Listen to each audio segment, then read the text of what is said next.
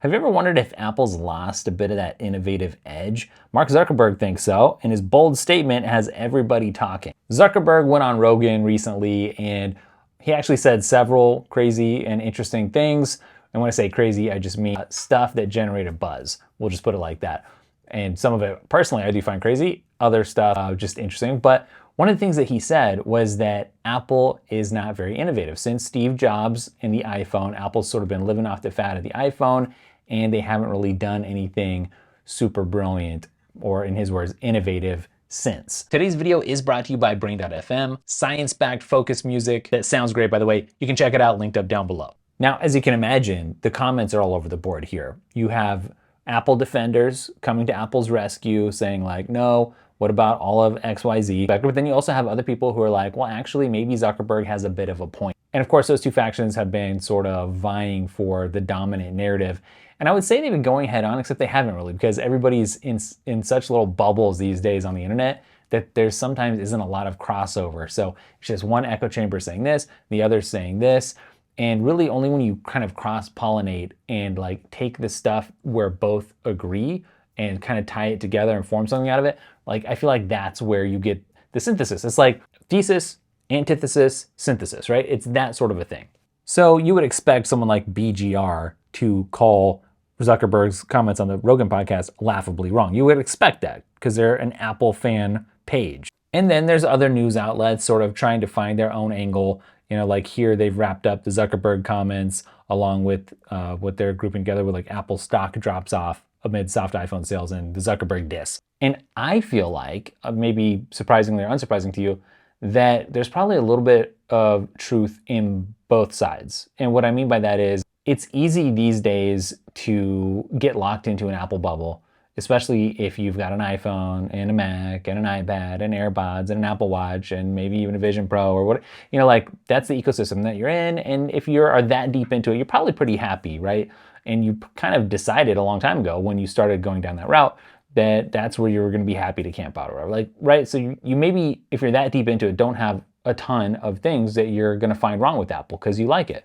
And that's fine. On the other side of the coin, maybe there's some truth to the fact that even if you're super deep into the Apple ecosystem, you kind of pine for or wish for something that feels really different, not just, you know, iteratively better a little bit every year, like some changes for the sake of change. Or a lot of people, you know, saw the Vision Pro came out and now we learned that they've kind of cut off selling that to some extent until the next version can come out and be a little bit cheaper. And a lot of people felt like it was out of their reach, like they couldn't even get a hold of it. So even though it was new, it wasn't new to them, let's say, because they couldn't get it. I'd love to know your take here because I feel like Zuckerberg's clearly has something to gain from trashing Apple.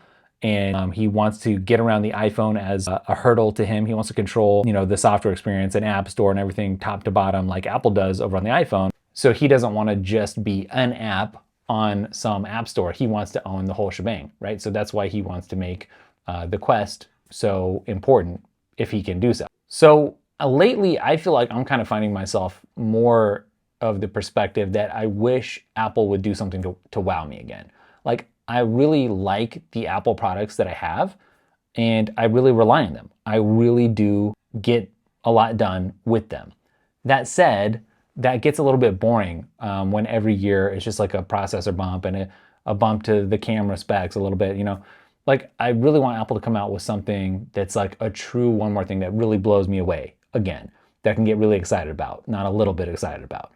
And so that's that's a little bit frustrating. But the rebuttal to that is that maybe Apple's innovating these days in a different way than other companies. And you kind of have that slower, more steady progress in various product lineups.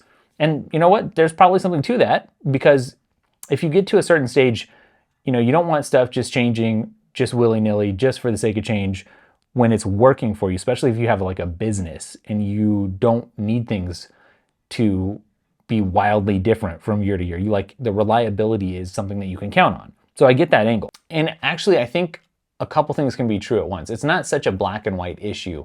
And what I mean by that is, and please like fill me in with whatever your comments are on this, because I think this is a nuanced one. Maybe Apple sort of refining stuff as they go is a smart business move. I mean, clearly it is.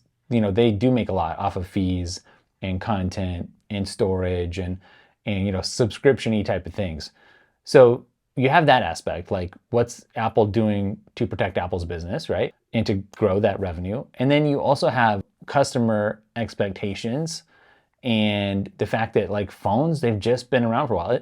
I'm talking about even Android phones too, and even like foldables and stuff. Like the phone is just kind of the phone at this point, regardless of the form factor that it takes. And that's why changes are slow coming, but they are coming. You see a lot of different sorts of glasses and goggles and stuff, and we've seen that for a long time, but it's picking up steam a little bit, and it's hard for anyone to envision anything else outside of AR and VR that would really signal and compete for the next sort of major platform shift. So I get it, and that's slow and takes a while, and not everyone's excited about it yet. I mean, obviously, at face value, since the iPhone came out, the iPad came out, Vision Pro came out, a lot of things actually did come out since the iPhone. I think Zuckerberg's point though is like, hey, the iPhone drives most of your sales right now. The App Store with that 30% cut, that makes you a lot of money.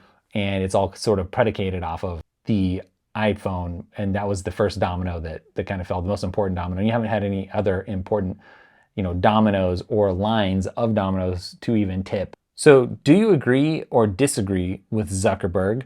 Do you find yourself more drawn to defending Apple on this one? You're happy with where things are at? Which I kind of don't get. Like, Apple's a company, so you don't have to feel bad for it. It doesn't really have feelings or anything. I think people take the critique of Apple very personally because they're like, if you own an iPhone and somebody says iPhone is bad, then maybe you take that personally, or any of the other devices. And same with Android people too. At the end, I'll just end with this. I feel like it's good for Apple to have this kind of pushback, whether you agree that it's true or false.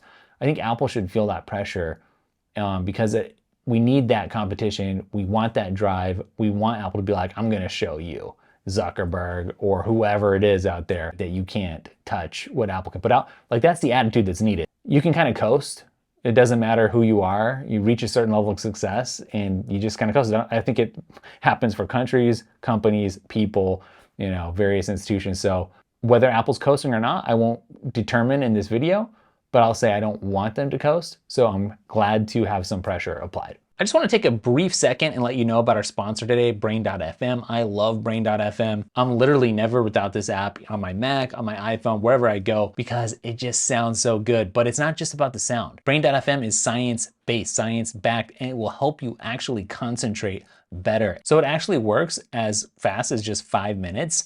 And I love the interface, and it just really has quite an effect. Check it out. As you can see, people really love it. And if you check the link down in the description, you get 30 days free.